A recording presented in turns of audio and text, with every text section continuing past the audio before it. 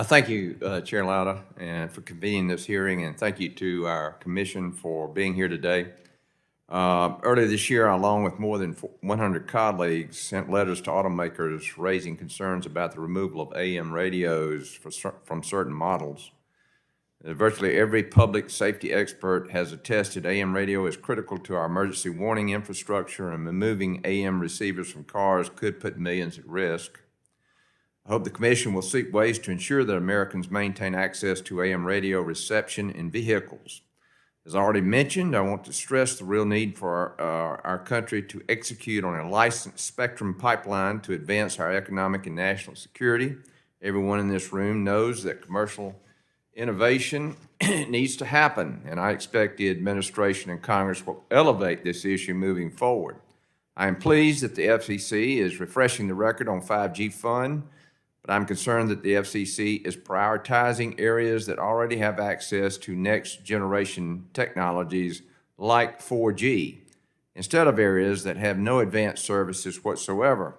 In my district, there are still many areas that don't have consistent cell service. Chair Rosenworcel, why have you decided on this prioritization? To be clear, we started a rulemaking. We haven't decided on that prioritization, and I appreciate your point of view. I know that Commissioner Symington, for instance, has voiced some of the same concerns. So we're going to look at the record we have and figure out how to proceed. Okay. Commissioner Symington, would you comment? Symington? Yes. Thank you very much, Congressman.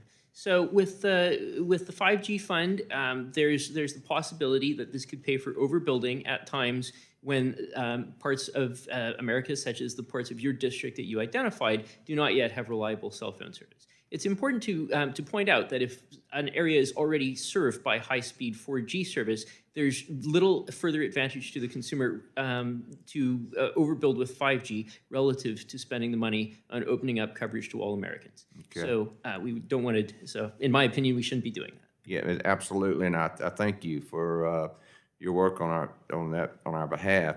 I understand that the BEAD program could affect future of the 5G fund, as some BEAD deployments could help lay the fiber backbone and towers needed for 5G. Chairwoman Rosenworcel and Commissioner Carr, should we wait for BEAD to progress or even deploy before moving forward with the 5G fund? You make a very good point that wired deployments affect wireless because those fiber facilities are really important for wireless in rural areas. I think that we asked questions about this in our rulemaking, and we'd be happy to update you when we get our comments in so we can figure out how to move forward. Thank you for the question. I think what's needed here is a national coordinating strategy, and there is legislation, the Plan for Broadband Act from Congressman Wahlberg and Custer, and I think that's what's necessary. We have all these fundings coming from all these different areas. By my count, we have $800 billion that's been made available since COVID, either appropriated by Congress or budgeted by agencies on broadband efforts. The GAO did a report and said there's something like 133 programs right now spread over 15 agencies. And we have a real lack of coordination right now, and that's a problem.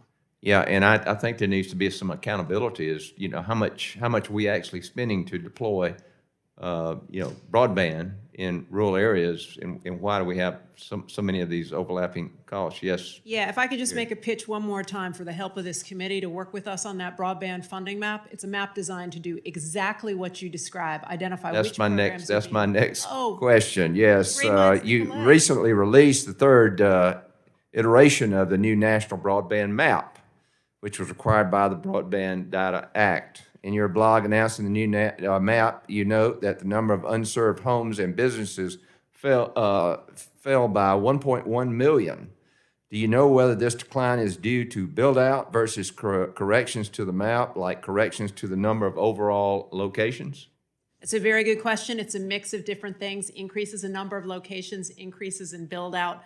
But if we get more information from our colleagues in their broadband programs and that broadband funding map, we'll be able to answer that with more detail over time. Can you talk about what you're doing to verify mobile coverage in these maps? Yes, we now have a system where we collect, based on the same data, information from all wireless carriers about where they serve. It's really important. They used to file with different models, all of them. And on top of that, we have an FCC mobile app that every one of us can download. And when you go and you test your speed on it, it reports back to my agency in a privacy-protected way, telling us if you really get the service that the carriers say they're providing. So I think we're going to be able to develop really quality maps over time using that. In our state of Georgia, we're ahead of a lot of states trying to get that done. I have a few more questions. I'll submit those for the record, Mr. Chairman, and thank you so much for your time and your expertise and your service.